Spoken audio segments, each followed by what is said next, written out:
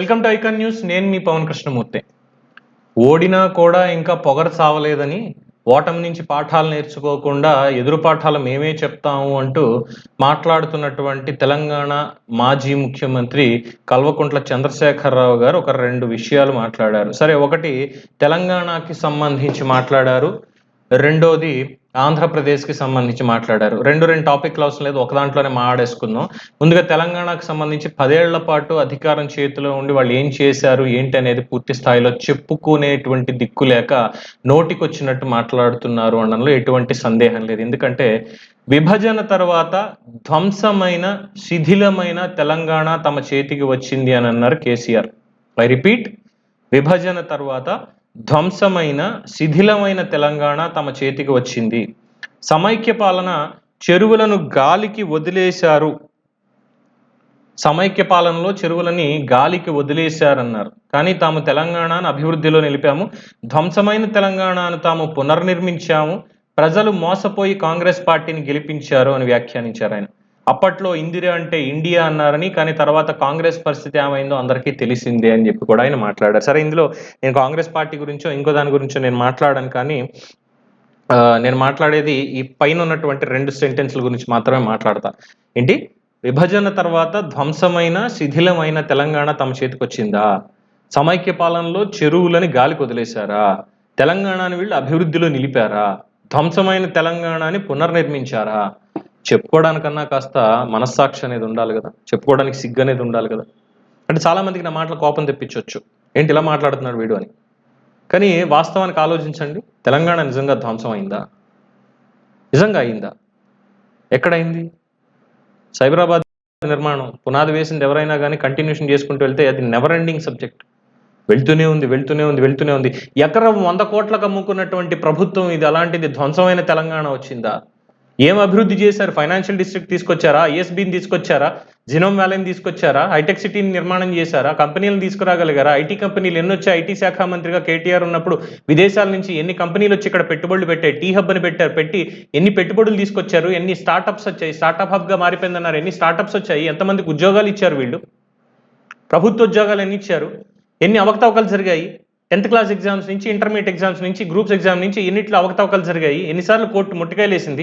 ధరణి పోర్టల్లో జరిగినటువంటి అవినీతి ఎంత? ఫోన్ ట్యాపింగ్ విషయంలో కలకలాలు రేపుతున్నటువంటి విషయాలు ఏంటి? దాన్ని తప్పించుకొని చూసి అధికారుల మీద వేసేటువంటి నెపం ఎక్కడి వరకు వచ్చింది? అంటే ప్రజలు పిచ్చివాళ్ళు అని అనుకుంటున్నారా ఈ పాలకులు? ప్రజలు పిచ్చివాళ్ళు అనుకుంటున్నారా? ఏమనాలి వీళ్ళని? ధ్వంసమైన తెలంగాణ వీళ్ళ చేతికి వచ్చిందిట. నిజంగా తెలంగాణ వాదులందరూ కూడా దీనికి సంబంధించి ఖండిస్తారండి. ఉమ్మడి రాష్ట్రంగా ఉన్నప్పుడు, రాష్ట్రం విభజన జరిగిన తర్వాత అనాథగా మిగిలిన ఆంధ్రప్రదేశ్, ఎటువంటి వనరులు లేక కేవలం వ్యవసాయం ఒక్కటి మాత్రమే, ఐటీ ఎక్స్పోర్ట్స్, ఐటీ ఇంపోర్ట్స్కి సంబంధించి ఏదీ లేదు అక్కడ. ఇన్ఫ్రాస్ట్రక్చర్ అనేది, కనీసం కూర్చోడానికి ఒక బిల్డింగ్ అనేది లేదు. పునర్నిర్మాణం జరగాల్సినటువంటి రాష్ట్రం. హైదరాబాద్ నగరాన్ని కేవలం తెలంగాణ ప్రజలు మాత్రమే ఇక్కడ ఏమైనా దాన్ని నిర్మాణం చేశారా? వాళ్ళు మాత్రమే అభివృద్ధి చేశారా? ఇంకెవరి పాత్ర ఇందులో లేదా? ఈ 10 ఏళ్లలో ఇలాంటి హైదరాబాద్ సిటీ ఎవడో కట్టింది, మాకెందుకయ్యా, ఇక్కడ డెవలప్మెంట్ అది నడుస్తుంటుంది, మేము ఇంకో చోట డెవలప్ చేస్తామని చెప్పి ఎందుకు కరీంనగర్లో చేయలేదు? ఎందుకు వరంగల్లో చేయలేదు? ఎందుకు ఖమ్మంలో చేయలేదు? ఇదే డెవలప్మెంట్ తీసుకెళ్ళి ఇప్పుడు రాజకీయంగా ప్రజల మధ్య చిచ్చు పెట్టాలి అనేటువంటి ఒక సాకుతోటి, అధికారం మళ్ళీ హస్తగతం చేసుకోవాలనేటువంటి ఒక సాకుతోటి ఈ రకమైనటువంటి మాటలు మాట్లాడడం ఆయన వయసుకి, ఆయన ఎక్స్పీరియన్స్కి వన్నె తెస్తుందా? సరే, ఇక ఆయన విజ్ఞతగా వదిలేయాలి మాటలు. కేసీఆర్ గారికి ఇక వయసు మీద పడుతుంది అన్న దాంతో ఏమైనా మాట్లాడుతున్నారేమో తెలీదు. అది ఒకటైతే, ఇక రెండో పాయింట్ దగ్గరికి వచ్చేసరికి మనం చూడాల్సినటువంటి అంశం ఆంధ్రప్రదేశ్ రాజకీయాలకు సంబంధించి ఆయన మాట్లాడుతూ, ఆంధ్రప్రదేశ్లో తిరిగి మళ్ళీ జగన్మోహన్ రెడ్డి గారే కలుస్తారు అంటూ TV9కి ఇచ్చినటువంటి ఇంటర్వ్యూలో రజనీకాంత్ గారికి ఆయన చెప్పుకుంటూ వచ్చారనమాట. అంటే ఇంకా వేరే ఛానల్స్లో వీళ్ళు ఏమి ఇంటర్వ్యూలు ఇవ్వరేమో నాకైతే తెలియదు, కేవలం అదొక్కటే టీవీ దొరుకుతున్నట్టుంది. అదే ఒక జర్నలిస్ట్ గారు దొరుకుతారంటే వీళ్ళకి కావాల్సింది, వాళ్ళు అడగాల్సింది కూడా ముందే చెప్పుకుంటారు. కాబట్టి ఈ రకమైనటువంటి వ్యాఖ్యానాలు ఇవన్నీ ఇందులో ఉంటాయన్నమాట. అంతకుమించి ఇందులో ఏం కనిపించట్లేదు. సో ఏమన్నారు, ఆంధ్రప్రదేశ్లో జరిగేటువంటి ఎన్నికల్లో మళ్ళీ జగన్మోహన్ రెడ్డి గారే గెలుస్తారనే సమాచారం మాకుంది అని కేసీఆర్ గారు చెప్తున్నారు. మరి అలాంటప్పుడు ఇక్కడ మేము ఓడిపోతున్నాము అనేటువంటి సమాచారం వీళ్ళకి ఎందుకు లేదు? ఆంధ్రాలో జగన్ గెలుస్తాడన్న సమాచారం ఉంది కానీ తెలంగాణలో బీఆర్ఎస్ ఓడిపోతోంది అన్న సమాచారం వీళ్ళకి లేదు అంటే నమ్మడానికి ప్రజలు ఏమైనా పిచ్చోళ్ళు అనుకోవాలా? 2019లో ఇదే చేశారు.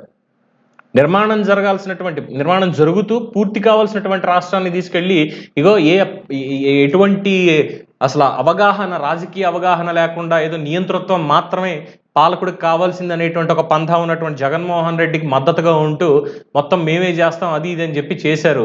ఆంధ్రప్రదేశ్కి రావాల్సినటువంటి విభజన చట్ట ఆస్తులు ఏవైతే ఉన్నాయో వాటన్నిటిని తీసుకోకుండా జగన్మోహన్ రెడ్డి గారు వెళ్ళి ఆ ఖర్జూర పండు మాత్రమే తినేసి వచ్చి మీరు తీసుకోండి అని చెప్పి సంతకాలు పెట్టుకు వచ్చేశారు. తెలుగు అకాడమీ నిధులు ఏమయ్యాయో తెలియదు, విభజన ఆస్తులు ఏమయ్యాయో తెలియదు, ఎప్పటికి పూర్తవుతాయో తెలియదు.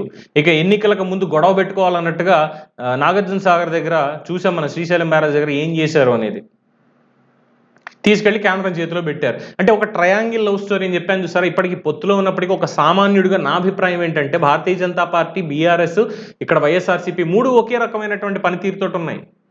సరే, వాళ్ళు అక్కడ భయపడ్డారో లేదంటే లేదు ఎన్నికలు సక్రమంగా సాగాలి అనేటువంటి ఒక దీంతో భారతీయ జనతా పార్టీతో పొత్తు పెట్టుకున్నారో నాకైతే తెలియదు. కానీ ప్రజల నాడి ఏంటనేది తెలుసుకోకుండా ఇష్టం వచ్చినట్టు ఒక పెద్ద ఛానల్లో కూర్చుని నోటికి వచ్చింది నేను వాగేస్తున్నాను, నేను చెప్పింది నిజమైపోతుంది అన్న చందాన కేసీఆర్ గారు ఆంధ్ర రాజకీయాల గురించి మాట్లాడుతున్నారు.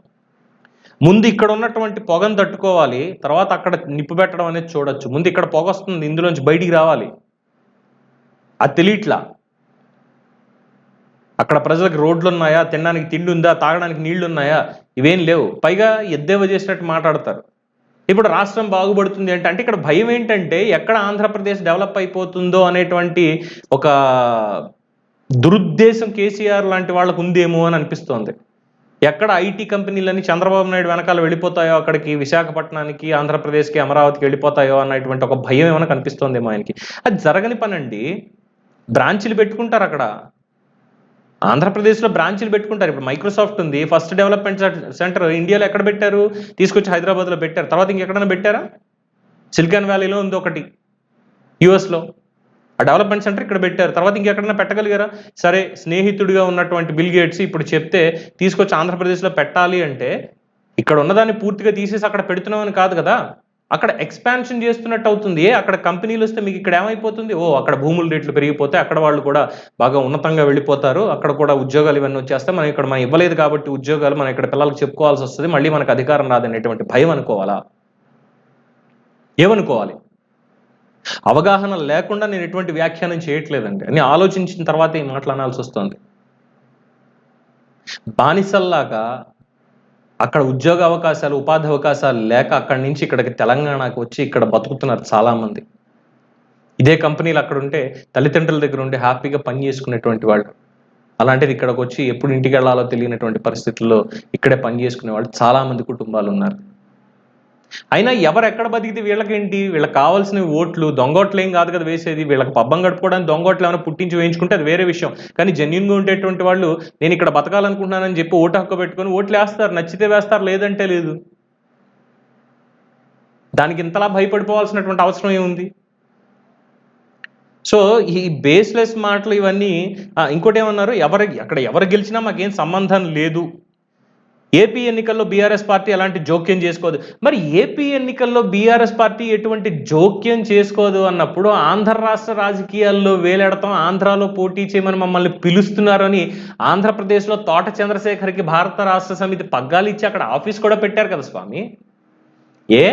ఎందుకు పోటీ చేయట్లేదు ఆంధ్రప్రదేశ్లో? ఎందుకని చేయట్లేదు? ఉంటాయి కొన్ని లాజిక్లు, ఇవన్నీ ఉంటాయి. వాళ్ళ రాజకీయాలు వాళ్ళు చేసుకుంటున్నారు. ఏదో ఒక పార్టీకి నేను వత్తాసు పలకడం సరికాదు, కానీ జగన్మోహన్ రెడ్డి గెలుస్తాడు.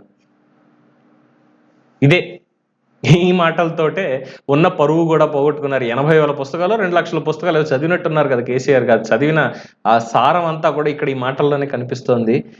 పూర్తి స్థాయి డిఫెన్స్లోకి వెళ్ళిపోయి, అంటే ఒక ఉద్యమ నేత కింద ఎగిసినటువంటి కేసీఆర్, ఉవ్వెత్తునెగిసిన కేసీఆర్ అధికారం ఒక్కసారిగా చేజారిపోయేసరికి ఏం చెయ్యాలో తెలియనటువంటి ఒక ఒక స్థితిలోకి, ఒక సుషుప్తిలోకి వెళ్ళిపోయి ఈ రకమైనటువంటి మాటలు మాట్లాడుతున్నారంటున్నారు ప్రజలు, అనేక రాజకీయ పక్షాలు కూడా. మరి మీ అభిప్రాయం ఏంటనేది కామెంట్స్ రూపంలో తెలియజేయండి. చూస్తూనే ఉండండి ఐకాన్ న్యూస్. నేను మీ పవన్ కృష్ణమూర్తి.